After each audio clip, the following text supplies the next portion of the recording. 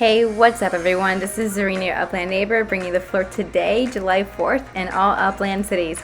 And I know it's July 5th for some of you foreigners out there who are not in the US, so happy July 5th to you guys. So, at any rate, I know it's late. I have had quite a day, so please hit the like and subscribe.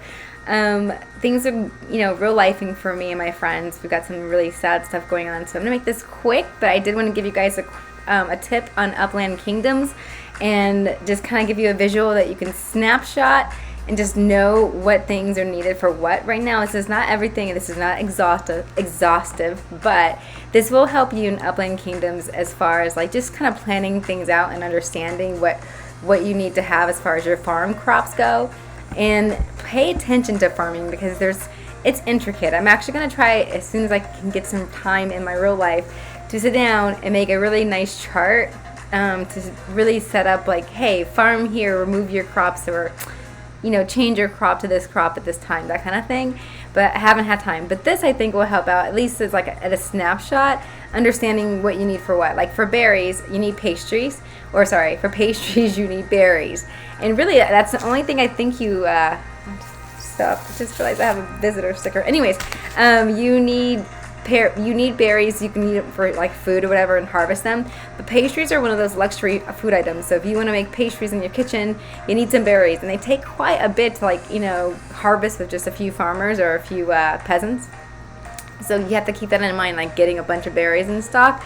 You probably want to be harvesting some berries at every time you can harvest them whenever you see them on your properties.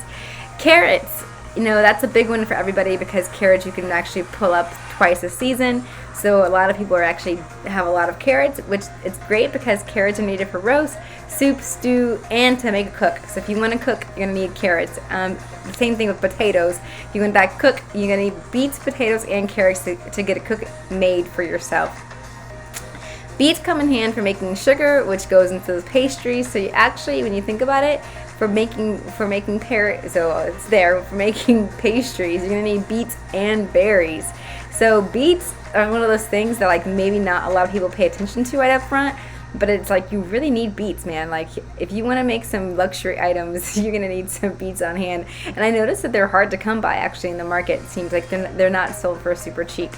At any rate, these are the things you're going to need for a lot of different things. You can see hops. If you want to make a brewer, you're going to need those hops. That's when they also come in handy. And then to make that ale. So another luxury item.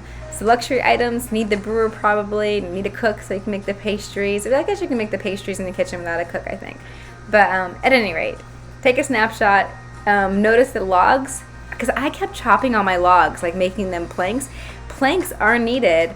But you can see firewood and planks are not needed as much as actual just straight up logs. Like more things require logs, uncut trees, or not processed into planks, and firewood, unprocessed trees, I think I should say it, and not so much planks. So here I have a sawmill just readily straighting out, cutting up my logs or cutting up my trees, and I could be saving them for logs. So I may turn off some of my sawmill action going on. I'm not sure if I need to be making so many planks. Who knows?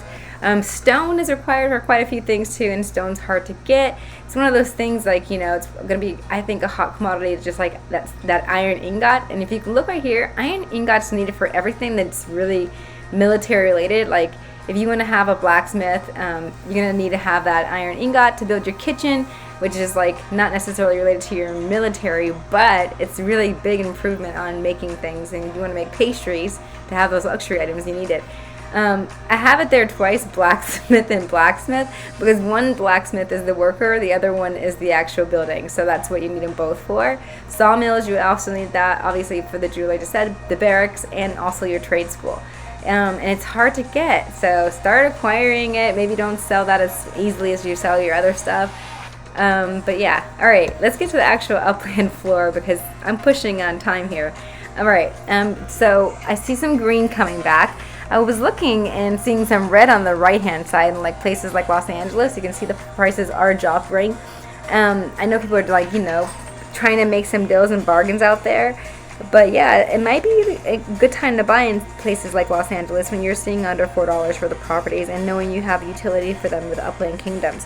Over in places like Birmingham, that's good. It's coming back up, but not to like, you know, it's not super great. The dollar side is still 315.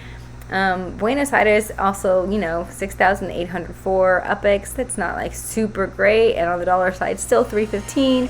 So, you know, even though we're seeing green over there, that green is not stellar. It's not like it's really that above mint prices that we're all wanting to see one day when you're selling for a profit on the UPEX side. But anyways, and the dollar side. This is all I got for you. I'm going to call it a night. Happy hunting, everybody. I'll see you guys in Upland.